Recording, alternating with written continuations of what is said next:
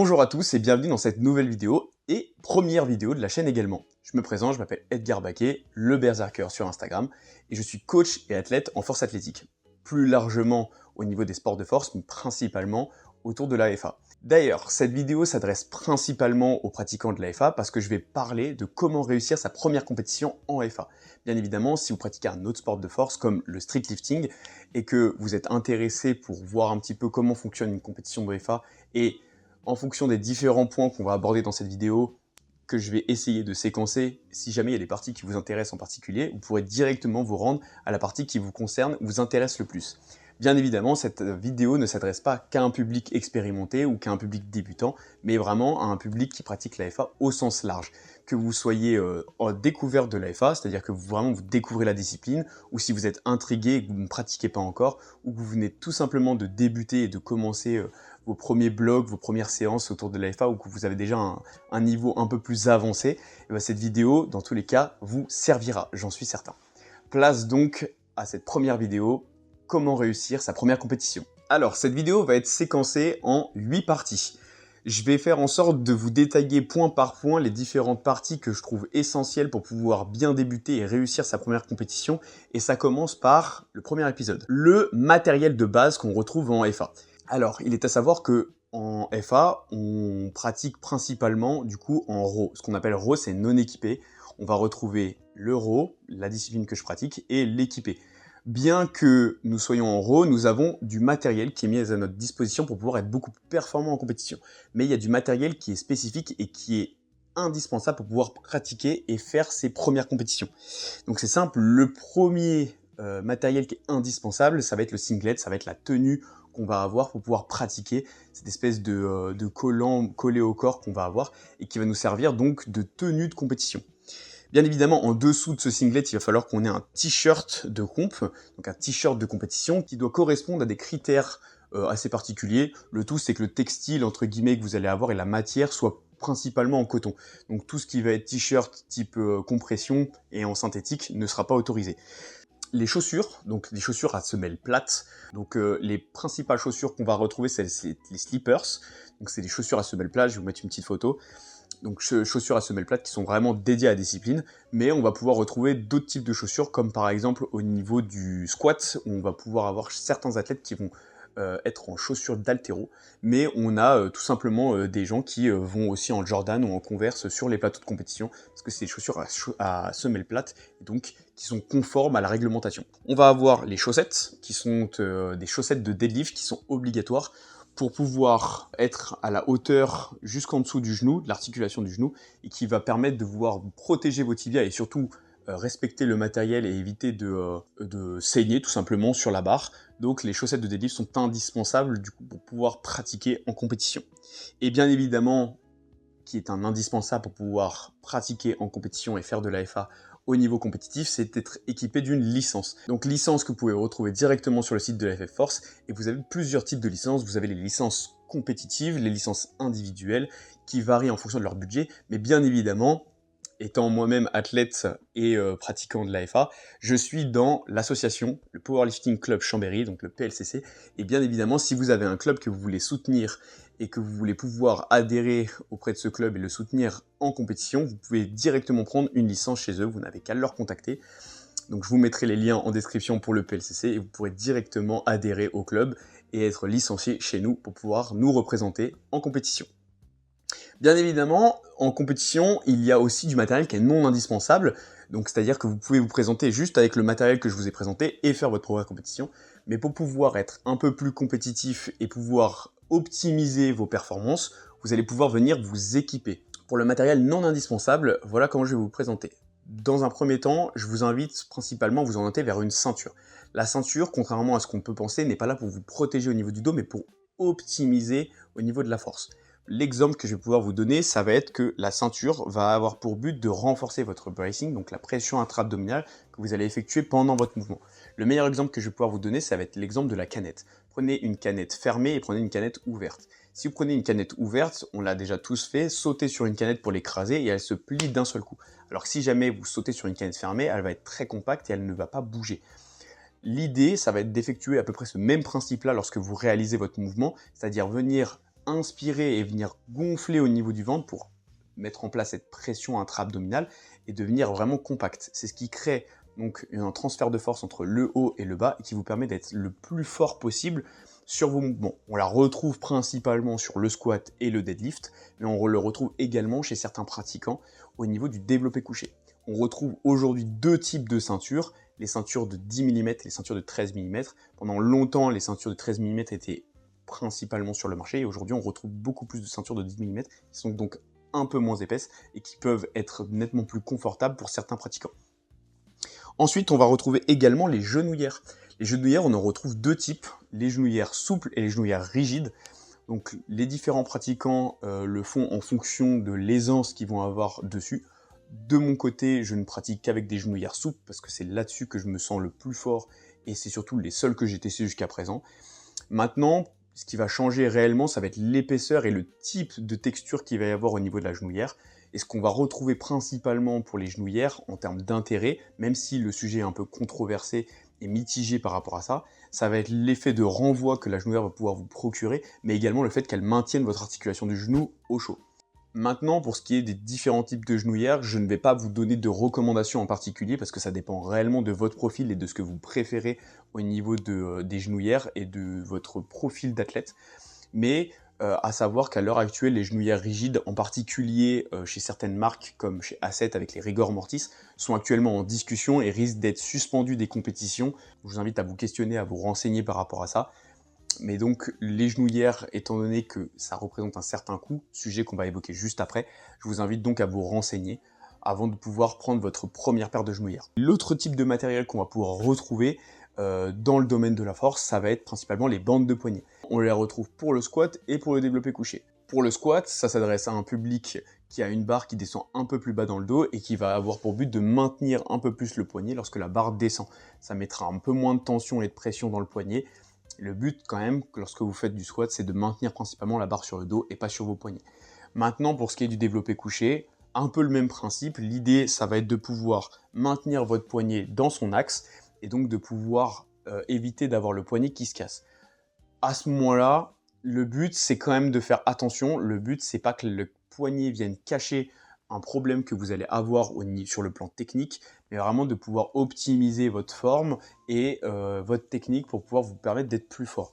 Si un matériel comme les genouillères, les bandes ou même la ceinture vient à camoufler une faiblesse ou un problème à ce moment-là, et il faut pouvoir enlever le matériel parce que vous ne devez pas être dépendant même d'un matériel. Voilà pour le matériel qui est principalement indispensable et qu'on retrouve au niveau de la force, mais on va pouvoir retrouver tout un tas de matériel disponible comme dans n'importe quelle activité du développement physique qu'on retrouve en salle de sport, telles que les bandes de tirage, j'utilise également la magnésie, donc différents types de magnésie, soit en poudre, soit à ce moment-là liquide.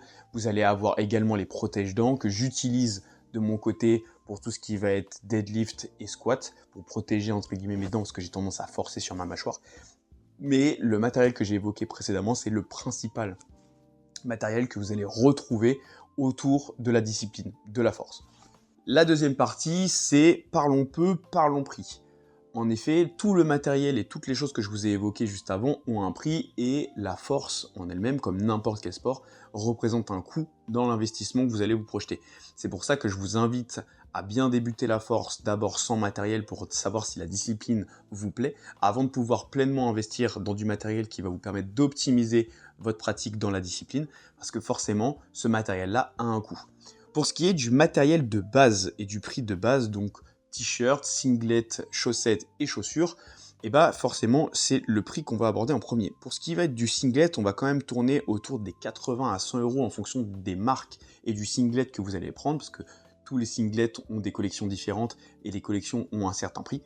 Au niveau du t-shirt, ça à ce moment-là, ça dépend du t-shirt sur lequel vous allez partir, mais un t-shirt très simple, très sobre que vous allez pouvoir retrouver chez Decathlon suffira. Mais si vous voulez par exemple soutenir une association et que vous voulez prendre le t-shirt de compétition du club, je vous mettrai quelques petites photos par exemple du t-shirt que le PLCC met en avant. D'ailleurs les précommandes ont commencé, donc n'hésitez pas à réaliser les précommandes pour les t-shirts de compétition. Mais forcément ça représente un coût et on va tourner autour des 20 à 30 €. Pour ce qui va être des chaussettes, à ce moment-là, ça varie, mais on va tourner autour de 15 à 25 € pour les chaussettes de deadlift. Faites attention à la taille que vous prenez. J'ai un athlète dernièrement qui s'est fait surprendre en compétition parce que les chaussettes hautes n'étaient pas assez hautes pour son profil, et donc il faut bien que la chaussette arrive vraiment en dessous de l'articulation du genou, parce que si jamais elle descend un peu trop bas et qu'elle est au haut du tibia, mais un peu trop basse par rapport à la hauteur de l'articulation, vous risquez d'être pénalisé en compétition. Donc pensez bien à avoir une hauteur de chaussette, je vous mettrai des petites photos de comparaison, à avoir une chaussette à la bonne hauteur, donc adaptée à votre profil. Et ensuite, au niveau des chaussures, à ce moment-là, ça va vraiment dépendre des marques, mais voilà, je vais vous donner une fourchette de prix assez large. Les slippers de base, on en retrouve des basiques à peut-être 10-20 € chez Decathlon. Donc ça, c'est pour l'entrée de gamme.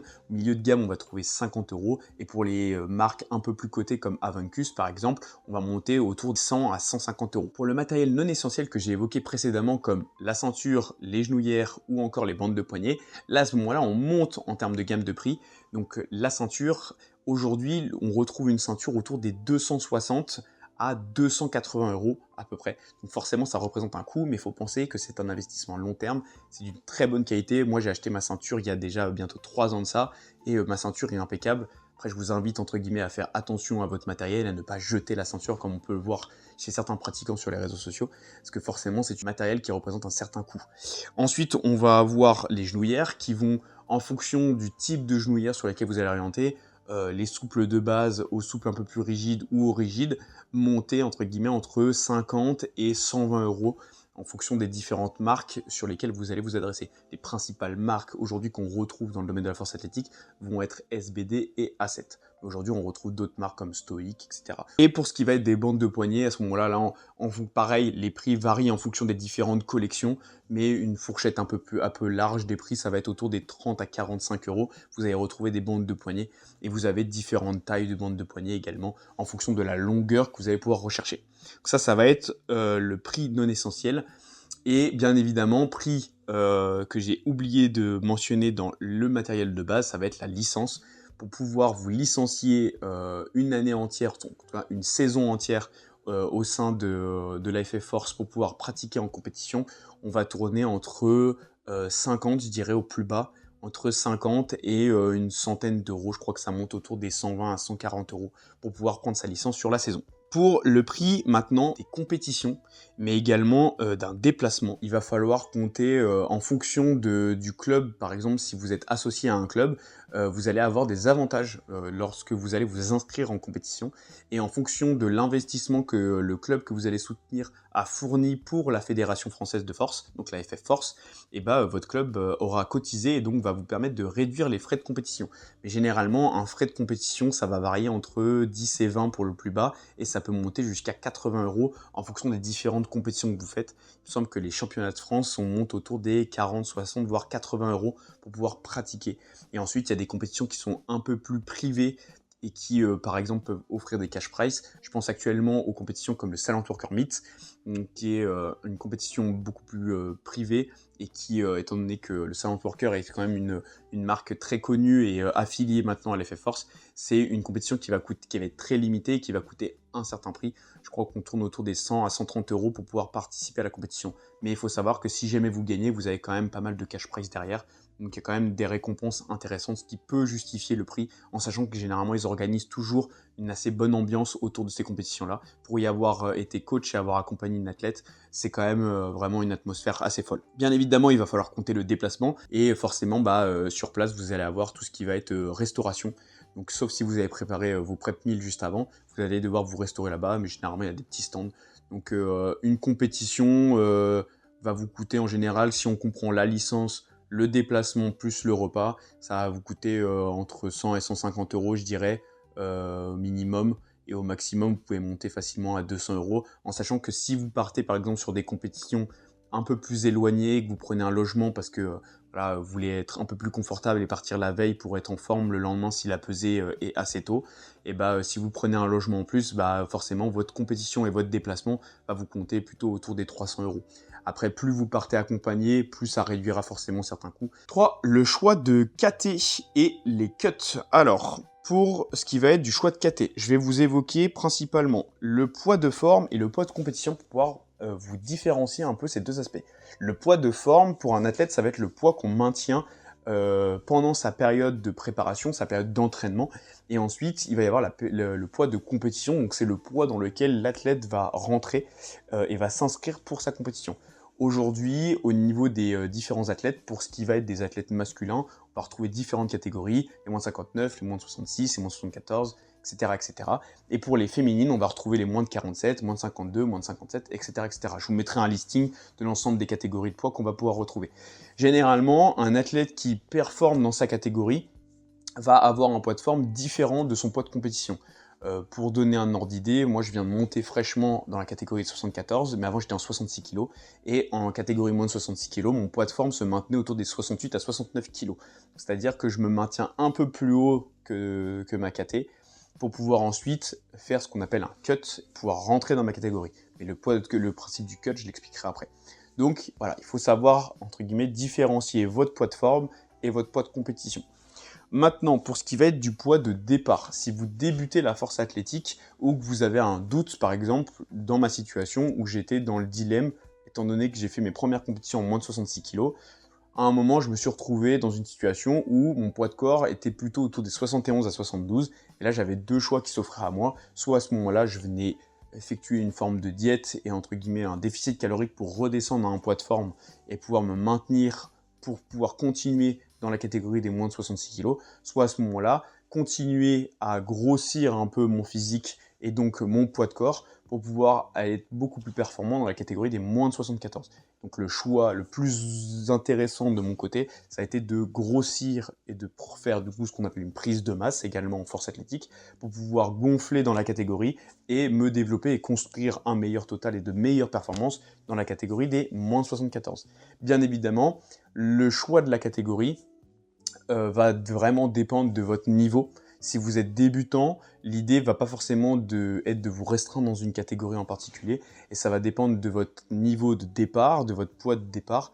Mais en tant que coach, je vous invite, si vous débutez la force athlétique, à débuter une première compétition sans vous poser de réelles questions sur le poids de corps et d'aller directement en compétition pour vous confronter aux arbitres, aux standards et présenter votre meilleur niveau possible lors des compétitions. Pour ce qui est du niveau de l'athlète, je viens de l'évoquer juste avant, ça va dépendre forcément de vos performances et du niveau de pratique que vous avez. En fonction de votre première compétition, si vous débutez la force athlétique mais que vous avez déjà un bon bagage sportif et que vous êtes à proximité d'une qualification pour les championnats de France, à ce moment-là, ça va potentiellement être intéressant de vous orienter vers un petit réajustement du protocole du poids pour pouvoir rentrer dans une catégorie qui va vous permettre de vous qualifier. L'idée, c'est que si jamais vous débutez, de ne pas vous mettre des bâtons dans les roues tout de suite, à faire par exemple un protocole de cut, parce que les protocoles de cut sont globalement assez impactants au niveau des performances.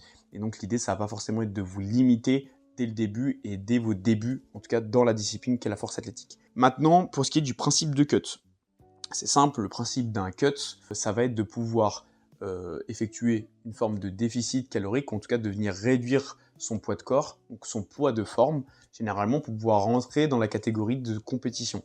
Dans mon cas, par exemple, quand j'étais en moins de 66 kg, comme je l'ai évoqué précédemment, mon poids de forme était autour des 68 à 69 kg. Ce qui fait qu'à l'approche des compétitions, je faisais sur le mois avant la compète une forme de déficit calorique pour pouvoir maintenir un état de forme qui me permettait d'être globalement assez fort à l'entraînement, mais qui me permettait également de perdre progressivement du poids afin d'être autour des 67 à 68 kg. Et ensuite, une semaine avant la compétition, je venais faire ce qu'on appelle un water cut, c'est-à-dire le fait de venir surcharger mon corps en eau et en sel, puis ensuite de venir tout couper pour déshydrater mon corps et faire en sorte le jour J de pouvoir me peser à mon poids de compétition et ensuite de venir faire ce qu'on appelle un refill, donc de venir recharger les batteries une fois que le poids de compétition était atteint. Donc pour ma première compétition, je m'étais pesé à 65,8 après avoir fait un water cut. Mais il faut savoir que les water cuts sont des protocoles qui doivent être globalement très contrôlés, très maîtrisés. Je ne vous invite absolument pas à tester un water cut si vous n'êtes pas encadré d'un coach et de quelqu'un qui est expérimenté en water cut, parce que forcément, comme je l'ai évoqué précédemment, ça va venir déshydrater votre corps et vous pouvez mettre forcément votre santé en danger. Donc les water cuts, pour vous donner un ordre d'idée, le principal problème qu'on va retrouver pour un water cut, c'est que bien que des gens ne réagissent pas forcément de la même manière à un cut, on dit que pour 1 kg de PDC, donc de poids de corps perdu, on perd 10 kg sur son total. Donc il faut vous donner un ordre d'idée, c'est que si à l'entraînement, votre meilleur total par exemple, donc le meilleur essai au squat, au bench et au deadlift, c'est 600 kg, et que par exemple comme moi, vous étiez autour des 68 à 69 kg, si vous venez perdre 2 à 3 kg de poids de corps pour pouvoir rentrer dans votre catégorie de poids de compétition, et bah, vous venez perdre quasiment 20 à 30 kg sur votre total, ce qui fait que si votre meilleur total à l'entraînement, autour des 68-69 kg de poids de corps, vous étiez à 600, si vous arrivez sur le plateau en moins de 66 kg, faut vous dire que vous allez peut-être tourner autour des 570 à 580 de total. C'est pas forcément une vérité absolue, mais c'est entre guillemets ce qu'on évoque en théorie sur les impacts d'un cut. Donc il faut savoir entre guillemets peser les pour et les contre et mettre en avant l'intérêt d'un cut. Maintenant, forcément, ce que j'ai évoqué, ça va être l'aspect compétitivité et mental. Il faut savoir qu'un cut, c'est très éprouvant mentalement. Je pourrais vous mettre quelques situations dans lesquelles j'étais quand je faisais un cut. Il faut savoir que voilà, si quelques heures avant votre pesée, vous n'êtes pas au poids, vous allez devoir forcément transpirer.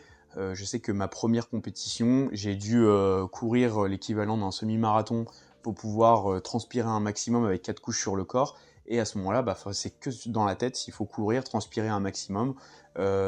Pour mes championnats de France, j'avais dû faire un bain de 20 à 30 minutes avec une eau brûlante. Et à ce moment-là, on part du principe qu'au début, un bain chaud, c'est toujours très agréable. Mais quand on reste beaucoup trop longtemps dessus et qu'on transpire pendant 20 à 30 minutes, l'aspect agréable ne le devient plus du tout. Et en sachant que le but d'un bain chaud, ce n'est pas d'être agréable et de vous détendre, mais de venir vraiment vous faire transpirer. Donc généralement, les bains sont très très chauds. Donc il y a l'aspect mental qui va rentrer qui va être à prendre en compte, et l'aspect compétitivité. Est-ce que en étant compétitif dans une catégorie et venir faire des cuts qui sont très agressifs et très intenses, vous ne seriez pas plus compétitif en construisant de la masse et en prenant de la masse pour monter dans la catégorie du dessus et être compétitif dans la catégorie du dessus, en sachant que généralement, on part du principe que si vous êtes compétitif dans une catégorie, si vous montez, vous construisez dans la catégorie du dessus, vous serez également compétitif. Est-ce que ce sera instantané? Pas forcément, mais il faut savoir être patient et ne pas avoir tout en claquant des doigts. Quatrième partie, picking et taper. Alors, c'est simple, à l'approche de certaines compétitions, on va généralement mettre en place un certain type de protocole pour pouvoir arriver sur un état de forme optimal lors des compétitions. Le picking et le taper, je tiens à préciser, c'est une forme de préparation pour une compétition, mais ce n'est pas indispensable pour pouvoir performer en compétition, et ça n'est pas à appliquer pour chaque compétition parce que c'est très éprouvant au niveau du principe. Je vais vous expliquer le principe donc du picking et du taper. Le principe, ça va être que sur le picking, on va avoir une phase de volume et d'intensité qui va être de plus en plus importante. Si vous débutez avec un certain volume, l'idée, ça va être que le volume augmente progressivement tout au long des semaines. Si on prend un bloc de 4 semaines, on va avoir par exemple 3 semaines de picking et 1 semaine de taper. La semaine de picking, ça va être l'accumulation de volume, d'intensité et donc de fatigue qui va vous permettre d'arriver à une phase de limite surentraînement. L'idée, ça va être de pousser l'entraînement au maximum de ses capacités, donc de générer un trop plein de fatigue. Et ensuite, le taper, ça va être de faire une surcompensation qui va vous permettre, donc je vais vous mettre un petit graphique, mais l'idée, ça va être de créer un pic de surentraînement, une suroptimisation et arriver à la date de l'échéance, pouvoir surperformer sur la plateforme. Bien évidemment, c'est à bien contrôler et à maîtriser, parce que forcément, un picking trop intense va être contre-productif et un taper mal géré, au final, ne va pas vous permettre d'exploiter correctement la phase de picking et donc de surperformer lors d'une compétition. Pour résumer, la phase de picking va être une phase de surentraînement, la phase de taper de surcompensation, et l'idée, ça va être de pouvoir, créer un tremplin par l'intermédiaire du taper afin de pouvoir performer à une date donnée. Pour ce qui est du début de la prépa, généralement, vous allez débuter sur une semaine légère, et sur la semaine légère, l'idée, ça va être de pouvoir faire une mise au point sur vos standards. Les standards, c'est des choses qui sont primordiales pour pouvoir performer en compétition, parce que forcément, vous n'arrivez pas en compétition comme à l'entraînement. Lorsque vous arrivez en compétition, vous avez des arbitres et un jury qui va être là pour vérifier que vous ayez des lifts qui correspondent à des standards. Je pourrais vous mettre en description l'ensemble des règles qui sont à retrouver et à connaître au niveau de la force athlétique. Ce qu'on va retrouver en particulier en compétition, ça va être au niveau du squat, l'amplitude, donc le fait de casser sa depth, donc d'avoir les hanches qui descendent en dessous de la pointe des genoux, l'amplitude au niveau du développé couché, et de pouvoir bien tenir sa barre et d'aller faire un lock, donc de pouvoir aller verrouiller son mouvement en haut de son deadlift. Et bien évidemment, tout ça est encadré par les ordres. Donc vous allez avoir un arbitre central qui s'assure que vous ayez bien les standards et qui va vous donner les ordres. Donc on va retrouver au squat 2 ordres, le squat qui vous donne l'ordre de départ pour pouvoir commencer votre mouvement et le rack qui va vous dire de ramener la barre. Si vous ne respectez pas ces ordres-là, vous aurez votre lift qui sera refusé. Au niveau du bench, on va retrouver 3 ordres, le start qui va vous donner l'ordre de départ pour pouvoir descendre, la pause sur la poitrine. Une fois que vous avez effectué une pause stabilisée sur la poitrine, vous allez avoir le press qui va vous donner l'ordre de remonter. Et une fois que vous êtes loqué au niveau des coudes et que vous avez tendu les bras et remonté la barre jusqu'en haut, vous allez avoir le rack également pour pouvoir ramener la barre. Puis au deadlift, un seul ordre. Une fois que vous êtes arrivé en haut et que vous avez verrouillé votre mouvement, le down qui vous ordonne de descendre la barre et d'accompagner la barre au sol afin de valider votre mouvement. Si vous êtes au standard sur l'ensemble de vos mouvements, vous êtes récompensé de 3 cartons ou 3 ronds blancs, ce qui fait que vous avez votre lift qui est validé. Et si jamais vous avez un lift qui est accompagné d'un rouge, donc que vous n'avez pas su satisfaire un arbitre sur l'un de vos standards, vous allez avoir donc un rouge accompagné d'une deuxième couleur, rouge, bleu ou jaune, qui correspond à un critère des standards qui n'a pas été respecté. Donc c'est pour ça que je vous invite sur les premières semaines et les semaines légères de bien faire un point sur vos standards et d'être sûr que vous allez arriver confiant et serein lorsque vous allez mettre le premier pied sur le plateau. Pour ce qui va être de mes conseils et astuces pour un picking et un taper, l'idée ça va être de partir avec un certain nombre de séries et un certain nombre de répétitions et à chaque semaine d'augmenter le nombre de séries et de réduire le nombre de répétitions. Par exemple, si vous débutez avec par exemple un mouvement avec 3 séries de 5 répétitions, la semaine d'après vous allez être à 4 séries de 4 répétitions et ensuite de 5 séries de 3 répétitions. Et l'idée ça va être d'augmenter le volume avec un nombre de répétitions un peu plus bas et une intensité grandissante. Bien évidemment, c'est un exemple, ça n'est pas une vérité absolue, mais ça peut vous donner un ordre d'idée si jamais vous débutez la force athlétique. 5e partie, checklist. Alors l'idée, ça va être d'effectuer une checklist au niveau du matos et au niveau du refeed. Le refeed, je l'ai évoqué avant, ça va être ce qui va vous permettre de vous ravitailler lors d'une compétition. Et à savoir que lors des compétitions, vous allez être contrôlé sur votre matériel, donc le matériel que j'ai évoqué en tout début de vidéo sur le matériel indispensable et le matériel non indispensable parce que le matériel que vous allez prendre doit être affilié IPF. C'est-à-dire que si vous vous ramenez avec une ceinture Domios de chez Decathlon, cette ceinture-là n'étant pas affiliée et loin d'être optimale, vous ne serez refusé et donc vous ne pourrez pas présenter ce matériel-là lors de votre passage sur le plateau. Pour ce qui va être du refeed, forcément, ça va être de pouvoir vous ravitailler lorsque vous allez sur votre compétition. C'est à savoir que les compétitions de FA et les compétitions de force sont des compétitions qui sont assez longues. Vous avez plusieurs groupes et vous avez plusieurs passages différents. Et on compte généralement en moyenne 3 heures à 4 heures de compétition. C'est pour ça que je vous invite à avoir de quoi bien vous recharger et vous alimenter lorsque vous allez au niveau des compétitions.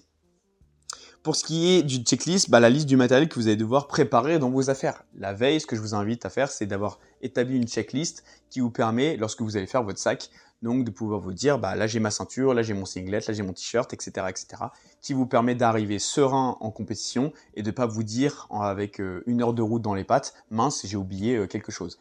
À savoir que vous devez pouvoir présenter votre licence si jamais on vous la demande, mais surtout vous devez vous présenter avec votre pièce d'identité. Si vous n'avez pas votre pièce d'identité, vous ne pouvez pas participer à la compétition.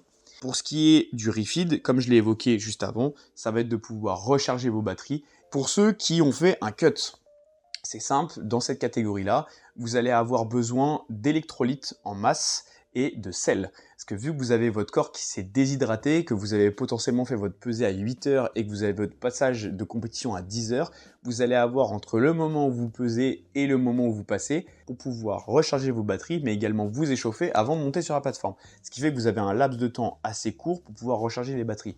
L'idée, ça va être de pouvoir vous hydrater assez rapidement, mais pas trop non plus pour éviter d'être ballonné, et de pouvoir surtout recharger vos batteries en sel, donc recharger le corps en sel, en eau, en électrolyte, donc tout ce qui va être important au niveau des minéraux. Pourquoi en électrolyte et en sel? Parce que sinon, vous risquez de cramper. Et il n'y a rien de pire qu'un athlète qui crampe et qui ne peut plus effectuer un de ses mouvements lors d'une compétition. Le plus simple pour pouvoir recharger au niveau des batteries, ça va être des aliments qui sont riches en sel. Donc les bretzels par exemple, ou tous les aliments que vous allez pouvoir retrouver étant riches en sel. Et sinon d'avoir un Tupperware avec une source de glucides assez riche. Riz, poulet, ça marche très bien. Et faites en sorte de vous alimenter comme vous avez l'habitude de le faire au quotidien. L'idée, ça va être d'avoir une assez grosse masse de nourriture en glucides et en protéines pour pouvoir recharger vos batteries principalement en glucides pour avoir une assez bonne source d'énergie du début jusqu'à la fin de votre compétition. À titre général, si vous ne faites pas de cut, ça va être de pouvoir avoir des électrolytes. Alors les électrolytes, vous en avez en pastilles, vous en avez chez Decathlon, vous en avez également chez Taxicol Nutrition, notre partenaire en nutrition au sein du PLCC. Vous avez différents goûts et qui sont vraiment top. Je vous mettrai le lien du Taxicol Nutrition en description. Et donc les pastilles d'électrolytes vont pouvoir de vous recharger en minéraux. Et bien évidemment, si vous adhérez au club, vous avez moins 10% en boutique chez notre partenaire Tactical Nutrition. À la suite de cette petite pub, vous allez également pouvoir vous hydrater aussi avec des Powerade qui fonctionnent très très bien pour pouvoir vous réhydrater. Pour ce qui va être de l'alimentation, comme je l'ai évoqué au niveau des cuts, si jamais vous avez par exemple l'habitude de prendre un Tupperware avec du riz, du poulet, ça peut être des pâtes, etc. En fonction de vos préférences et de ce que vous avez l'habitude de manger, faites ce que vous avez l'habitude, c'est ce qui vous rechargera le mieux. Le tout, ça va être pas de se baffrer pour éviter d'être ballonné et d'être trop brassé. Je sais que par exemple à l'entraînement, certains ont l'habitude de boire des boissons énergisantes comme des Monster ou des Red Bull. Je vous déconseille très fortement de venir apporter un espèce de boost, par exemple comme de la caféine qu'on peut retrouver dans ces boissons-là, parce qu'étant donné que ce sont des boissons gazeuses, avec le principe du bracing, vous pouvez vite vous retrouver ballonné et brassé, et ça a déjà empêché plus d'un athlète de pouvoir effectuer son mouvement comme il faut. Donc je vous invite plutôt à vous orienter sur soit directement du café, soit à ce moment-là des petites gélules de caféine qui vont vous donner un petit coup de boost et qui éviteront de vous ballonner avec cet effet gazeux. Cinquième partie, ne change pas une équipe qui gagne. C'est simple, on va parler de tout ce qui va être routine et habitude. Pour faire simple, si vous avez l'habitude de faire une routine d'échauffement en particulier, déjà dans un premier temps, avant votre compétition, lorsque vous faites vos entraînements, je vous invite à chronométrer un petit peu vos routines d'échauffement, ce qui va vous permettre de savoir, lorsque vous allez arriver en compétition, combien votre routine va prendre, et ce qui fait que vous allez pouvoir être nettement plus serein à partir du moment où vous traquez ce genre de données. Vous savez par exemple quand est-ce que vous pouvez manger, jusqu'à quelle heure vous pouvez manger, à partir de quel moment vous commencez à vous échauffer, et ensuite enchaîner vos warm-up, donc vos montées de gamme au niveau des barres, et arriver ensuite à l'heure sur votre premier essai lors du plateau. Si jamais par exemple vous avez une routine d'échauffement en particulier qui est propre à vous et que vous avez l'habitude de faire à l'entraînement, ne la changez pas. Chaque individu et chaque athlète a une routine d'échauffement qui lui est propre, et si jamais vous voyez un athlète faire un échauffement en particulier, eh ben c'est son échauffement à lui, ça n'est pas votre échauffement. Ne venez pas inclure un échauffement en plus, ça risque de plus vous perturber qu'autre chose. Restez focus sur ce que vous avez l'habitude de faire, c'est ce qui vous permettra d'être le plus serein possible et d'arriver le plus calme en compétition. Ensuite, on va avoir un échauffement cohérent avec le minimum d'équipement. C'est-à-dire que pourquoi j'évoque ce terme-là, parce que j'avais une athlète qui avait l'habitude lors des compétitions de s'échauffer par exemple au niveau du sumo, donc au niveau du deadlift, de s'échauffer les adducteurs avec la machine adducteur, et forcément quand on arrive en compétition, il n'y a pas de machine. Donc étant donné qu'il n'y a pas de machine, eh ben, il faut pouvoir s'adapter et faire autrement. Donc utilisez uniquement dans votre routine d'échauffement des choses que vous pouvez faire en compétition, et peu importe l'endroit où vous allez. Ça peut être généralement des élastiques, un rouleau, et ça peut être largement suffisant parce que après vous allez avoir les poids qui est présent sur le lieu de compétition. Le rituel pour réaliser vos barres. Si jamais par exemple vous avez un rituel, je prends pour exemple certains athlètes connus à l'international. Il y en a un par exemple au niveau du deadlift, je vais essayer de vous retrouver un petit peu son setup, mais il a une mise en place pour son deadlift qui est très particulière, où il fait des petits pas dedans juste avant. Il y a aussi Nicolas Perrault à qui je pense, qui par exemple lui d'un point de vue mental et d'un point de vue focus sur ses barres, qui va avoir une certaine mimique pour pouvoir effectuer par exemple son deadlift. Si vous avez ce type de setup, ce type de mimique avant d'effectuer vos barres, n'hésitez pas à le faire. C'est pas parce qu'il y a d'autres athlètes et qu'il y a forcément des temps de passage et des rotations à faire, que vous devez changer ces mimiques-là. C'est ce qui va vous permettre d'être le plus focus et de faire comme à l'entraînement. À partir du moment où vous avez une habitude que vous faites à l'entraînement et qui vous met dans des meilleures conditions pour performer, reproduisez exactement ces mêmes mimiques et ces setups que vous avez à faire. Maintenant, si vous avez le principe de la musique, je vous invite entre guillemets, alors ça dépend des individus, il y a des gens, par exemple comme Quentin Fébrici, qui lui va avoir tendance à être vachement plus calme et à avoir besoin d'être très serein, très posé lors de ces passages, et d'autres qui réagissent beaucoup plus à la hype. De mon côté, je réagis énormément à la hype et j'ai besoin de sons qui sont assez énervés et qui, j'aime bien le dire, me transcendent un petit peu pour me mettre dans un état de flow et d'être beaucoup plus performant sur mes barres. Et à ce moment-là, je vous invite à faire une playlist et à sélectionner les musiques qui vous font, entre guillemets, monter dans cet état de flow, donc qui vont permettre d'être le plus focus et investi sur votre barre. Donc lors de votre passage, vous n'avez pas le droit à la musique sur le plateau, évidemment, mais vous avez le droit lors de vos montées en gamme. Donc faites monter progressivement l'état de flow, cet état de focus, et qui vous mettra dans un état de performance maximum sur l'aspect mental. Et gardez vos habitudes alimentaires. Je l'ai évoqué sur l'aspect refeed, mais je vais rentrer un peu plus en détail, par exemple sur mon profil. Je vous invite donc, pareil sur l'aspect refeed, à avoir une source de glucides assez importante et de petites sources de glucides rapides, comme des pommes potes, des bonbons, etc., qui vous permettent d'avoir des sucres rapides, ou le miel, qui fonctionne très très bien, qui vous apporte une source de sucre très rapide. Et moi, je vais vous donner mon exemple, c'est que j'ai souvent l'habitude de m'entraîner à jeun. C'est-à-dire que généralement, le matin, je me lève, je déjeune pas. En tout cas, je prends un verre d'eau, je prends ma créatine, je prends un thé ou un café, ça dépend des moments. Généralement, le matin, je tourne plus autour du thé et après le repas du midi autour du café. Et je m'entraîne des fois le matin. Et quand je m'entraîne le matin, étant donné que je ne déjeune pas, il m'arrive de m'entraîner donc à jeun. Et m'entraîner à jeun, ça a été une habitude. Et au final, aujourd'hui, je n'ai plus de problème. Et pour vous donner un ordre d'idée, sur ma dernière compétition, je passais le matin et j'avais une source de glucides rapides. J'avais des pommes potes et j'avais des électrolytes pour pouvoir voilà, bien m'hydrater. Parce que voilà, il fait quand même assez chaud en ce moment. Donc, c'était les seules sources d'énergie que j'avais à ma portée et à ma disposition. Et je n'ai pas cherché à changer mes habitudes là, je n'ai pas cherché à avoir un Tupperware avec de quoi manger. Vu que je suis habitué à faire des entraînements assez intenses, même en étant à jeun, et pour cette compétition-là, je suis resté à jeun et ça ne m'a pas empêché de performer donc sur le plateau. Donc ne changez pas vos habitudes. Si vous avez l'habitude d'avoir un petit déjeuner en particulier le matin, préparez-le en amont en fonction de ce que vous avez à faire, si vous avez un cut ou non à faire, ou si vous n'avez pas de cut à faire. Pour le coup, étant donné que je suis fraîchement arrivé en 74, je n'avais pas besoin. J'aurais très bien pu manger si j'avais eu l'habitude de manger le matin. Mais donc, vous pouvez très bien garder vos habitudes et je vous invite à garder ces habitudes-là lorsque vous allez arriver sur le plateau. C'est ce qui va vous permettre d'arriver le plus serein et d'avoir une charge mentale la plus réduite possible. 7e partie, gestion du match parfait. Alors, qu'est-ce que c'est le match parfait? C'est le fait de faire un 9 sur 9. Vous avez donc 3 essais par mouvement, 3 essais au squat, 3 essais au bench, 3 essais au deadlift. Jusque-là, on est bon. Et l'idée, ça va être de pouvoir faire un match parfait, c'est-à-dire de réaliser un essai valide sur chaque mouvement. Donc de réaliser 3 essais validés au niveau du squat, du bench et du deadlift. Donc ça, c'est ce qu'on appelle un match parfait. Et l'idée, ça va être maintenant de savoir quand est-ce qu'il faut jouer la prise de risque et la sécurité.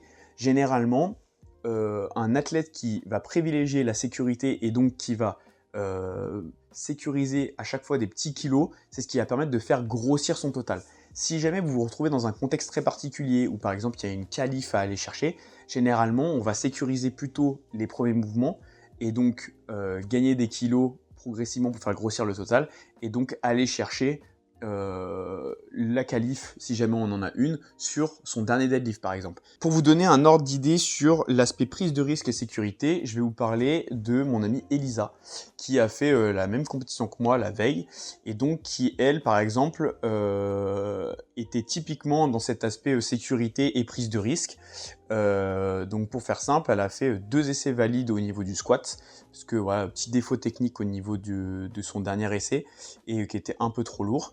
Mais voilà, elle a essayé de sécuriser, d'aller chercher les choix de barres qui étaient les plus cohérents. Et quand vous êtes accompagné d'un bon coach et d'un bon plan de match, généralement les choix de barres sont les plus cohérents possibles en fonction des différents essais que vous avez fait en amont. Et l'idée, ça va être d'avoir un plan de match structuré qui vous permet d'arriver serein et de pouvoir réagir de la meilleure manière possible en fonction des différents essais que vous allez avoir à proposer.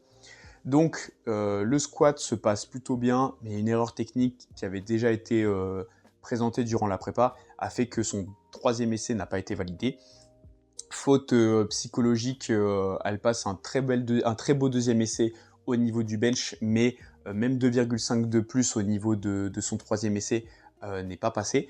Et au final, c'est simple, sur son dernier essai au deadlift, l'idée c'était d'aller chercher la qualif France, et à ce moment-là, il a fallu charger la barre qui lui permettait d'aller chercher ces minima-là, et à ce moment-là, en fait, c'est l'aspect prise de risque. On met la barre qu'il faut, on met le choix qu'il faut pour pouvoir aller chercher l'objectif, entre guillemets, qui a été visé. Et ça a été le choix le plus judicieux et le seul choix à faire. Parce que du coup, il n'y avait pas 1 kg de plus, même pas 1 gramme de plus. La barre a été validée en troisième essai, et ce qui lui a permis, d'ailleurs bravo à elle, d'avoir sa qualif France. Maintenant, je vais vous parler d'un autre scénario sur l'aspect sécurité et de l'importance que ça va avoir de sécuriser un peu plus ces barres, d'aller chercher plutôt le match parfait, et qu'au final, une prise de risque, sauf dans le cas précédent évoqué, ne va pas forcément être très intéressant en fonction du match que vous allez mener. Je vais vous donner un ordre d'idée. Pour ma compétition, j'ai fait 2 essais sur 3 au niveau du squat. J'ai fait un premier essai à 192,5, donc qui était mon opener. J'ai fait 2,10 en deuxième barre, qui est très très bien passé. Et à ce moment-là, l'estimation du haut, c'était 2,20 au niveau de mon plan de match. Et étant donné que je me sentais très bien et que j'étais un peu dans l'euphorie, je me suis dit on met 2,20 direct. Et sauf qu'au final, c'était pas forcément le meilleur choix à faire. Et si j'avais décidé de sécuriser des kilos avec 2,15 ou 2,17, si j'avais voulu gratter des kilos et en étant gourmand, au final, ça m'aurait permis de faire gagner 5 kilos sur mon total au lieu de 10.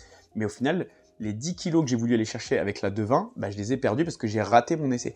Alors que si j'avais mis 2,15 ou 2,17, j'aurais pu sécuriser 5 à 7,5 kg de plus, ce qui m'aurait permis de gagner ces kilos-là en plus sur mon total. Donc ce qui fait que je laisse des kilos au niveau du squat. Au niveau du développé couché, même principe. Je valide mon deuxième essai à 142,5 qui est très bien passé. Et à ce moment-là, j'aurais très bien pu sécuriser avec 2,5 de plus. J'ai décidé de vouloir monter encore un peu plus avec 5 kg et d'aller chercher 147,5. Et au final, les 145 ne sont pas passés non plus. Ce qui fait que je laisse 5 kg sur le plateau, alors que j'aurais pu sécuriser 2,5 et faire encore grossir mon total. Et pour ce qui est du deadlift, là, le scénario était un peu différent parce que j'ai fait mon opener à 2,32, pas de problème, ça valide nickel. Et à ce moment-là, c'était plutôt au niveau de l'arbitrage où il y a eu quelques petits soucis, parce que j'avais une jeune femme qui passait son arbitrage à ce moment-là et qui a été un peu précipitée au niveau des ordres, ce qui fait que sur mon deuxième essai à 2,50, j'étais pas lock, elle m'avait donné l'ordre de redescendre, ce qui fait qu'au final la barre a été invalidée pour manque de verrouillage. Et sur la dernière barre, j'ai décidé de mettre plus haut. Ça a été un choix de ma part, j'ai décidé de prendre ce risque. Et au final, c'était une bataille sur cette dernière barre. J'ai mis 2,60. Et donc, je suis allé jusqu'au bout. Et avec les tremblements, la barre est partie un peu en avant. Donc, j'ai fait une redescente. Ce qui fait que les standards ne sont pas respectés. Et du coup, ma barre a été refusée. Et lorsque je suis arrivé en haut du mouvement, l'ordre de descente a mis un peu plus de temps à venir. Parce qu'elle s'est fait prendre par le jury. Parce qu'elle a été un peu précipitée sur l'essai d'avant. Et donc là, à ce moment-là, j'ai perdu au niveau du grip et j'ai dû redescendre la barre. Ce qui fait que quand bien même j'aurais eu l'ordre de redescendre et que j'aurais eu le verrouillage, je n'aurais été pas validé parce que j'ai eu cette redescente-là. Et donc, à ce moment-là, ce qui aurait pu se faire, ça a été de mettre un peu moins lourd sur ce troisième essai et donc d'aller soit remettre la même barre. Généralement, quand on échoue une barre, en fonction du contexte, soit on remet la même, soit on augmente très légèrement, donc de 2,5, pour pouvoir valider sa barre et sécuriser une barre qui représente des kilos supplémentaires sur son total. Et il me semble que je valide du coup cette compétition avec 585 de total, ce qui fait que je perds énormément de kilos sur mon total, parce que si j'avais sécurisé sur le squat avec 5 à 7,5 kg de plus, je pouvais augmenter à tour des 590-592.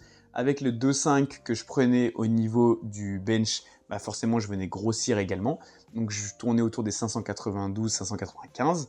Et à ce moment-là, j'aurais pu encore augmenter un peu plus avec le deadlift. Et si j'avais sécurisé autour des 2,50 à 2,52, je montais autour des 610 à peu près, il me semble, de total. Ce qui fait que forcément, je pouvais venir grossir mon total de 25 kg de plus. Ce qui montre qu'un match parfait avec des poids et des charges sécurisées font nettement plus grossir son total. Ce qui fait qu'une prise de risque et des choix qui sont un peu trop importants et un peu trop élevés peuvent venir descendre votre total. Donc il vaut mieux privilégier un match parfait avec des barres sécurisées qui viennent sécuriser à chaque fois des petits kilos en plus, plutôt que de prendre des trop gros risques et d'aller chercher trop haut, parce que ça laisserait trop de kilos sur le total. On va parler de deux choses que j'ai évoquées précédemment, ça va être la hype et ça va être le discours interne. Pour ce qui va être du discours interne, qui va être pour moi le plus important, ça va être de pouvoir se dire, se rappeler certaines choses avant de monter sur le plateau et avant de réaliser un certain mouvement. Par exemple, si vous avez un élément technique ou un aspect focus, ou si vous avez un aspect technique à retenir en particulier, par exemple, moi je sais que il faut que je fasse attention par exemple à l'ancrage de ma barre dans le dos et par exemple à l'ancrage de mes pieds, surtout dans le sol. Et généralement, je vais vraiment me répéter ça en tête, l'ancrage de mes pieds, etc. Et quand je suis préparé et que j'ai bien ancré mes pieds dans le sol, quand j'ai mon ordre de départ, il n'y a que ça dans ma tête. Et une fois que je suis bien ancré dans le sol et que j'exécute mon mouvement, je me le répète. Et c'est ce qui me permet d'être le plus concentré et d'avoir du coup ce discours interne qui me permet d'être bien concentré sur un aspect technique et de pouvoir mettre toutes les chances de mon côté pour réussir mon mouvement.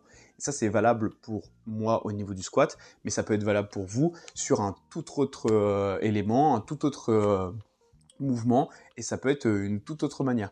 Et moi, par exemple, je dis mon ancrage au sol, mais vous pouvez avoir un élément différent. Par exemple, au développé couché, sur l'aspect de la tension, vous pouvez avoir le fait de tirer la barre, envoyer la cage thoracique ou envoyer la poitrine vers la barre. Ça peut être l'aspect leg drive, genre leg extension, le fait de pousser dans le sol. Tous les éléments techniques qu'on va pouvoir retrouver, ou même toutes les habitudes que vous allez avoir à l'entraînement et que vous pouvez vous répéter, vont vous servir sur votre compétition. Et ensuite, ça va être au niveau de la hype. Pour ce qui va être de la hype, et à ce moment-là, en fonction des différents profils d'athlètes que vous êtes, vous allez peut-être avoir besoin qu'on vous claque un peu la tête, vous allez avoir besoin de la musique, vous allez peut-être avoir besoin d'être juste calme dans votre coin, de pouvoir vous répéter ou de faire par exemple ce qu'on appelle de la cohérence cardiaque, donc de pouvoir respirer, faire monter la hype ou alors de pouvoir faire redescendre cette hype parce que peut-être que vous avez du mal à la gérer et donc ça va être vraiment propre à chacun. Maintenant, si jamais vous êtes intéressé un petit peu autour de tout ce qui va être gestion de hype, etc., n'hésitez pas à me le dire en commentaire, on pourra faire une vidéo vraiment dédiée à ça, dédiée au discours interne et à la hype. Vous savez qu'il existe différents profils, différentes manières de gérer sa hype, par la musique, par le calme, par de la cohérence cardiaque, etc., etc. Si vous êtes intéressé pour qu'on développe un peu plus le sujet, n'hésitez pas à me le dire en commentaire. Dernière partie, le post-comp et que faire. Certains ont besoin d'une pause, certains ont besoin d'une semaine de pause, certains ont besoin de quelques jours, certains ont besoin de tout simplement faire une petite pause pour pouvoir revenir progressivement à l'entraînement. Je sais que pour mon cas, juste après la compétition que j'ai faite, je m'étais accordé 3 jours de pause, une reprise sur une journée un peu d'entraînement body où j'ai fait un peu de muscu comme ça sur des exercices que j'avais envie de faire. Et je me suis remis une séance où j'ai remis l'AFA progressivement. Et à ce moment-là, je suis reparti très progressivement.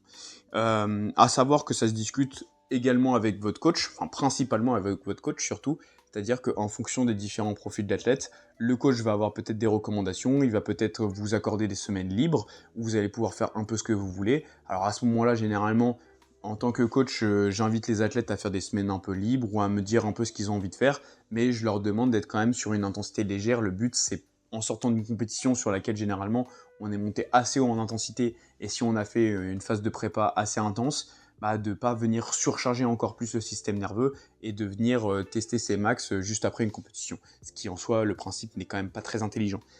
Mais voilà, vous avez forcément un petit instant un peu libre sur cette phase-là, d'une discussion à avoir avec votre coach qui va vous permettre de reprendre de la meilleure manière dont vous avez envie et besoin surtout.